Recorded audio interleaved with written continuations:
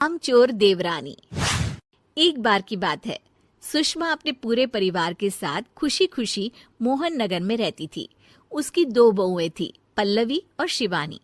एक दिन दोनों बहुएं रसोई में काम कर रही होती है कि तभी उनकी सास सुषमा उन्हें बुलाती है। अरे बहू, जरा इधर तो आना। शिवानी, जरा जाकर देखना सासू माँ क्या कह रही हैं। दीदी आप ही देख लो ना जाकर, आपको भी तो सुनाई दे रहा है। अरे मैं आटा गूंद रही हूँ ना, तुम चली जाओ। हाँ तो मैं भी तो सब्जी काट रही हूँ ना दीदी। अरे बहू जल्दी आओ। ओफो, ये तो जाएगी नहीं। मैं ही जाकर देखती हूँ कि क्या करना है। पल्लवी सुषमा के कमरे में जाती है। जी मम्मी जी, क्या हुआ? शाम को घर पर कुछ मेहमान आने वाले हैं, तो तुम अच्छा सा खाना बना लेना बहू। ठीक है मम्मी जी, आप बता दीजिए क्या क्या बनाना है और कितने लोग आ रहे हैं। सुनील की मौसी जी और उनका पूरा परिवार आ रहा है। कुल मिलाकर 3 लोग और हमें मिलाकर हुए 9 लोग। तो अभी से ही तैयारी करना शुरू कर दो।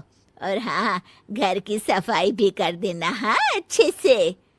जी मम्मी जी, सब काम हो जाएगा, आप चिंता मत कीजिए। पल्लवी शिवानी को घर में मेहमान आने वाले हैं इसके बारे में बताती है।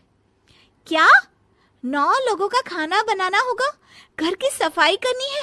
बाप रे, सासू माँ ने तो हमें घर की नौकरानी ही समझ कर रखा है। ऐसा नहीं बोलते शिवानी, हम इस घर की बहू हैं और घर के काम करना हमारा फर्ज है। दीदी तो है ही सासू माँ की चमची, जब देखो सासू माँ सासू माँ। मैं तो इतना सारा काम नहीं करने वाली। शिवानी कपड़े लेकर गमला साफ कर रही होती है और चक्कर आने का नाटक करने लगती है।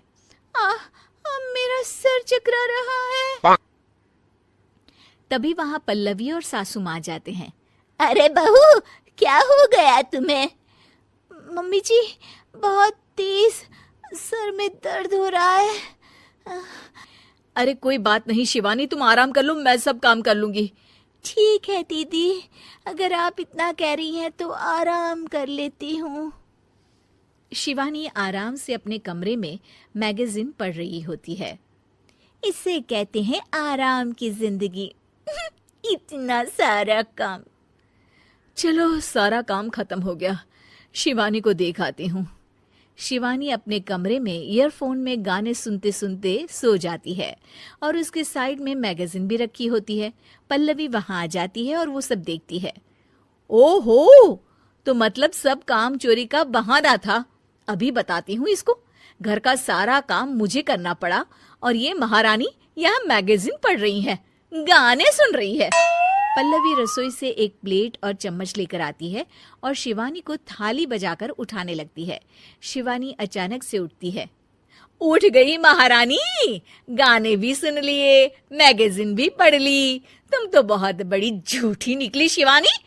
तुमने सर दर्द का बहाना बनाया ताकि काम करने से बच सको। हाँ बनाया बहाना, तो क्या करती, इतने सारे काम करती। मुझे कोई शौक नहीं है चापलूसी का। क्या चापलूसी? तुम्हें लगता है कि मैं सारे काम चापलूसी के लिए कर रही हूँ? नहीं तो क्या। तभी वहां सासू माँ आ जाती हैं। अरे बहू, वो लोग बस आने ही वाले हैं, तुम तैयारियां कर लो। जी सासू माँ, तुझे तो मैं बाद में देखती हूँ। सब खाना खाने बैठते हैं और खाना शुरू करते हैं। तभी सुनील की मौसी बोलती है।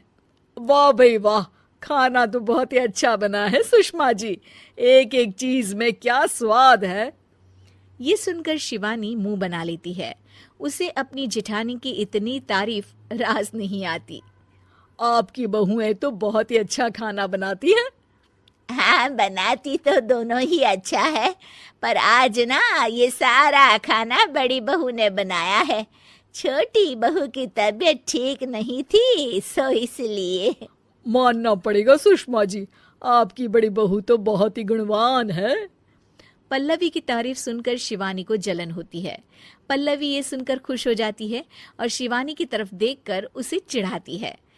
कुछ देर बाद मेहमानों के जाने का वक्त हो जाता है। मौसी जी सबके लिए उपहार लाई होती है। वो सबको शगुन के पैसे देती हैं और अंत में पल्लवी के पास आती है। तुम्हारे लिए शगुन का लिफाफा तो है ही, पर बहू तुम्हें एक और उपहार भी मिलेगा इतना अच्छा खाना बनाने के लिए। मौसी अपने सोने के कंगन निकालकर पल्लवी को पहना देती है।